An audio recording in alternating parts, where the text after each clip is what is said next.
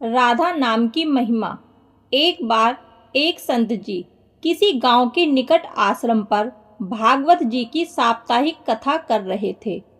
तीसरे दिन के वृत्तांत में वे कथा करते हुए बताने लगे, अनेक प्रकार के लोग जो पाप कर्म करते हैं उन्हें अनेक प्रकार के नरकों में जाना पड़ता है, लेकिन एक उपाय है जिसके द्वारा नरकों में जाने से बचा जा सकता है। कोई एक बार सच्चे हृदय से राधा नाम पुकार ले तो वह नरकों में नहीं जाता है। एक सेठ जी जो रोज आकर सत्संग सुना करते थे, सत्संग समाप्ति के पश्चात वह संत जी के चरणों में आकर बड़े जोर जोर से रोने लगे। संत जी ने कहा, अरे सेठ जी, क्यों रोते हो? तुम्हारा मन उदास क्यों है? सेठ जी रोते हुए कहने लगे, भगवान, आपकी कृपा से मुझे सब कुछ प्राप्त है, पर मेरे मन को एक बड़ी चिंता सताती है। संत जी कहने लगे, कहिए कौन सी चिंता है? सेठ जी कहने लगे, आज आपने भागवत कथा में नरकों का वर्णन किया और वर्णन करते हुए बताया कि जीवों को अनेक पापों से नरकों की प्राप्ति होती है, लेकिन एक उपाय है जिसके द्वारा नरकों में जाने से बचा जा सकता है। तो प्रभु, मैं तो आपकी शरण में हूँ, रोज सत्संग सुनने आता हूँ। मेरे मन में तो यह विश्वास है, आप संतों की कृपा से, भागवत की कृपा से मेरा उद्धार तो हो ही जाएगा। लेकिन मेरा एक छोटा भाई है जिसकी उम्र 50 साल है। वह ना सत्संग में जाता है, ना परमात्मा पर विश्वास करता है और ना ही प्रभु का नाम सुमिरन करता है। उसका उद्धार किस प्रकार होगा? मुझे उसकी बड़ी चिंता सताती है। मैं उसे बहुत बार समझाने का प्रयास भी करता हूँ। इस संसार के काम तो होते रहेंगे, तुम भगवान के नाम का स्मरण भी किया करो। तब वह कहता है, ऐसा करने से कुछ नहीं होता है, तुम भी मत किया करो। मैं जितना आस्तिक हूँ, प्रभु के प्रति जितनी मेरी आस्था है, वह उतना ही कट्टर और अनिश्वरवादी है। तब संत जी ने कहा, क्यों चिंता करते हो? एक दिन उसका भी उद्धार हो ही जाएगा। सेठ जी रोते हुए कहने लगे, हे भगवान, उसका उद्धार कब होगा? आप जैसे महापुरुष हमारे गांव में आए हैं, मुझे तो आप पर ही यकीन है, आप ही उसका उद्धार करके जाएंगे। अब आप कैसे भी एक बार कृपा करके मेरे घर आइए और एक बार तो उसके मुख से श्री राधा नाम का उच्चारण कराइए। तब सेठ जी की विनय सुनकर संत जी कहने लगे, कल सत्संग समाप्ति के पश्चात मैं आपके घर आऊँगा और उसे परमात्मा का सुमिरन अवश्य करवाऊँगा। दूसरा दिन हुआ, सेठ जी अपने घर गए, संत जी के आने का इंतजार करने लगे। आश्रम पर कथा की समाप्ति हुई। अब संत जी अपने वचन के अनुसार सेठ जी के घर पहुँचे। जैसे ही घर पहुँचे, सेठ जी ने बड़ी श्रद्धा भाव से संतों का स्वागत किया। उन्होंने अपने भाई को बुलाकर कहा, संत जी आज हमारे घर पधारे हैं, उनका दर्शन कर लो। वह अंदर से बैठे बैठे कहने लगा, मुझे ना किसी संत से मिलना है और ना ही भगवान से मिलने की इच्छा है। तुम ही उनकी सेवा करो और तुम ही उनका पेट भरो। संत जी ने जब यह वचन सुने तो सेठ जी रोते हुए कहने लगे, भगवान जी, देखा आपने, आपके सामने ही आपका अपमान कर रहा है। संत जी कहने लगे, सेठ जी ख्याल ना कीजिए, सब कुछ अच्छा होगा। अब सेठ जी को दिलासा देते हुए संत जी पलंग से उतरे और उसके भाई के कमरे में आ गए और उसके कंधे पर हाथ रखकर कहने लगे, और बताओ आज तक कितना कमाया? वह संत जी को इस प्रकार अपने नज़दीक देखकर कहने लगा, अपना हाथ मेरे कंधों से हटाओ। मैं ना संतों को मानता हूँ, ना ही भगवान को मानता हूँ। लोग जितने आस्तिक होते हैं, मैं उतना ही कट्टर नास्तिक हूँ। मैं भगवान को नहीं मानने वाला हूँ। आप मेरे नज़दीक क्यों आए हैं? संत जी कहने लगे, मैं तो अपना काम करने आया हूँ। संतों का काम होता है लोगों का उद्धार करना। आज तुम्हारे उद्धार का कार्य मिला है तो अवश्य करके ही जाऊंगा। वह सेठ का भाई भी बड़ा कट्टर था। वह कहने लगा, आपको किसी का भी उद्धार करना है कर लीजिए, पर मेरा उद्धार आप नहीं कर सकते। मैं कुछ भी नहीं करने वाला हूँ। सेठ के भाई को देखकर संत जी मुस्कुराकर कहने लगे, एक बार राधे राधे बोल दो। वह सेठ जी का भाई कहने लगा, मैं कुछ नहीं बोलूँगा। संत जी ने फिर से कहा, राधे राधे बोल दो। वह कहने लगा, नहीं कहूँगा। फिर संत जी ने कहा, राधे राधे बोलो। वह कहने लगा, मैंने कहा ना, मैं नहीं बोलूँगा। तब संत जी पुनः सेठ जी के पास आए और कहने लगे, अब आपने मेरे ऊपर यह जिम्मा सौंपा है। अब मैं जैसे करूँगा आप बीच में नहीं आना। आप सारे परिवार वाले बाहर जाकर बैठ जाओ। जब तक मैं आपको ना बुलाऊं तब तक एक भी परिवार वाला कमरे में ना आए। अब इस प्रकार सेठ जी अपने परिवार सहित बाहर आकर बैठ गए। अब कमरे में सिर्फ संत जी और सेठ जी का भाई था। संत जी ने पुनः प्रेम से कहा, अरे भैया, एक बार राधे राधे बोल दो। वह कहने लगा, मैंने आपसे मना किया ना, मैं नहीं कहता हूँ। ना भगवान को मानता हूँ, ना भगवान की बातें मानता हूँ। मैं कट्टर नास्तिक हूँ। संत जी पुनः उसे प्रेम से हंसते हुए कहने लगे, जितने तुम कट्टर नास्तिक हो, मैं उतना ही आस्तिक हूँ। मैंने अगर निश्चय कर लिया है, तुम्हारे मुंह से राधा नाम सुनकर ही जाऊंगा, और पक्का समझ लेना कि तुम्हारे मुंह से राधा का नाम निकलेगा ही। वह कहने लगा, आप कितना भी प्रयास कर लो, मैं एक बार भी नाम लेने वाला नहीं हूँ। अब संत महापुरुष होते ही बड़े दयालु हैं, पर लीला मात्र उन्होंने क्या किया।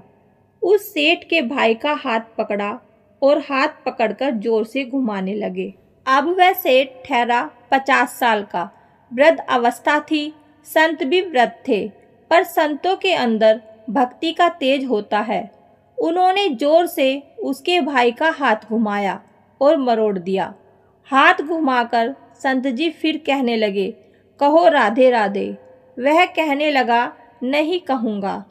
अब तो संत जी ने जोर से हाथ घुमाकर सेठ के भाई को जमीन पर पटक दिया और खुद उसके पेट पर चढ़कर बैठ गए। और संत जी फिर कहने लगे, बोलो राधे राधे। वह फिर कहने लगा, नहीं कहूँगा। अब तो संत जी ने उसके दोनों हाथ पकड़कर उसके पैरों को बांध दिया और कहने लगे, कहो राधे राधे। अब ऐसी अवस्था में वह सोचने लगा, लगता है यह संत तो मुझे मार ही देंगे। तब उसने बिना इच्छा के एक बार ऐसे ही कह दिया, राधे राधे। जैसे ही उसने राधे राधे कहा, संत जी ने उसके हाथ पैर खोल दिए। उसके बंधनों को खोलकर बाहर आकर कहने लगे, सेठ जी, आपका कल्याण हो गया, आपके भाई का भी कल्याण हो गया। सेठ जी कहने लगे, अंदर से बहुत तेज आवाज़ें आ रही थी। तब संत जी कहने लगे, आपने काम ही ऐसा दिया था। आपने कहा वह नास्तिक है, कभी कुछ बोलता ही नहीं है। आज आपके भाई ने राधे राधे नाम का उच्चारण कर लिया है, इसका कल्याण हो गया। अब मैं जा रहा हूँ, कल से पुनः मेरी कथा है। अब संत जी तो अपने स्थान पर लौट आए। सेठ का भाई जमीन से उठकर अपने भाई से कहने लगा, यह कैसे संत हैं, मुझसे झगड़ा करने आ गए, मेरे ऊपर चढ़कर बैठ गए और कहने लगे, अगर राधे राधे का उच्चारण नहीं करोगे तो मैं तुम्हारे ऊपर ऐसे ही बैठा रहूँगा। अब उसकी बातें सुन सेठ जी तो हंसने लगे। वह हंसते हुए मन से भगवान को धन्यवाद देते हुए कहने लगे, हे प्रभु, आपके संत भी बड़े दयालु हैं, खुद कष्ट सहकर भी लोगों का कल्याण करते हैं। समय व्यतीत होता गया। मुश्किल से 5-6 महीने गुजरे होंगे। अचानक एक दिन छोटे भाई का देहांत हो गया। शरीर समाप्ति के पश्चात आत्मा शरीर से अलग हो जाती है। वह आत्मा ही ऊपर यमराज के पास जाकर सारे हिसाब किताब देती है। अब इस व्यक्ति का हिसाब किताब खोला गया। यमराज ने चित्रगुप्त से कहा, जो आज इंसान हमारे पास लाया गया है, इसका हिसाब क्या है? चित्रगुप्त कर्मों का हिसाब देखकर बताने लगे, हे भगवान, इसने अपने जीवन में कभी परमात्मा का नाम सुमिरन नहीं किया है, सदा पाप ही पाप किए हैं, इसे तो सीधे नरक भेज दिया जाए। अब यमराज के आदेश अनुसार जैसे ही उसे नरक भेजा जा रहा था, तभी चित्रगुप्त ने कहा, भगवान, एक बात और है। यमराज जी ने कहा, कौन सी बात? चित्रगुप्त ने कहा, भगवान, एक बार संतों के कहने पर इसने राधा नाम का उच्चारण किया था। अब एक बार राधा नाम का उच्चारण यमराज ने दूतों से कहा, थोड़ी देर रुक जाइए, इसका हिसाब किया जाएगा, इसके बाद ही इसे नरक में भेजा जाएगा।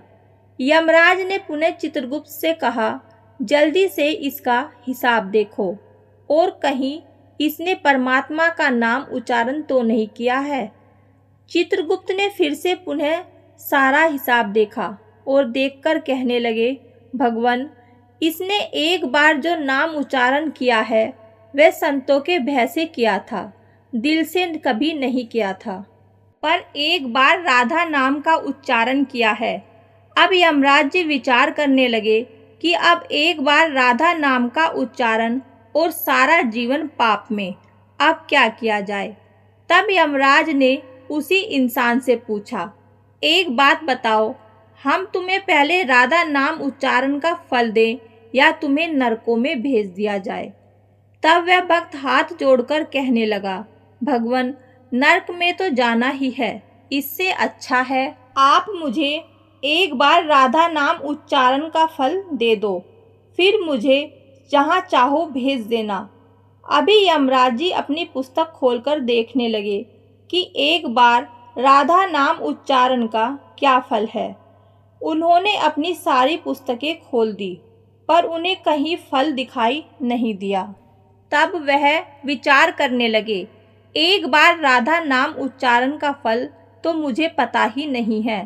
तब वह अपनी शंका के निवारण करने के लिए उस भक्त को अपने साथ लेकर स्वर्गलोक में आ गए। स्वर्ग में आकर यमराज ने इंद्रदेव से कहा, हे इंद्रदेव, मुझे बताइए एक बार राधा नाम उच्चारण करने का क्या फल है? तब इंद्र ने बहुत प्रयास किया, पर उन्हें भी इसका फल पता नहीं चला। तब वह सब देवता मिलकर ब्रह्मादेव के पास आए। ब्रह्मादेव ने जब उन सबको देखा, तब ब्रह्मादेव उनसे पूछने लगे, यह आपके साथ इंसान कौन है? तब इंद्रदेव कहने लगे, भगवान, इसने एक बार राधा नाम का उच्चारण किया है, बाकी सारा जीवन इसने पाप किया है। हमें तो पता नहीं राधा नाम उच्चारण का क्या फल है, इसलिए हम आपके पास आए हैं। तब ब्रह्मा जी ने बड़ा प्रयास किया, राधा नाम उच्चारण का फल क्या है?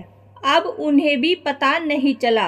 अब ब्रह्मादेव कहने लगे, हम सब मिलकर इसे अपने साथ लेकर भगवान शंकर जी के पास चलते हैं। तब वह भगवान शंकर जी के पास पहुँचे। भगवान शंकर जी से प्रार्थना कर कहने लगे, हे महादेव, इस इंसान ने सारा जीवन पाप किया है, बस एक बार संतों के कहने पर राधा नाम का उच्चारण किया है। अब आप ही बताइए, एक बार राधा नाम उच्चारण का क्या फल मिलता है? तब महादेव जी ने बड़ा प्रयास किया, पर वह भी राधा नाम की महिमा को बता नहीं सके।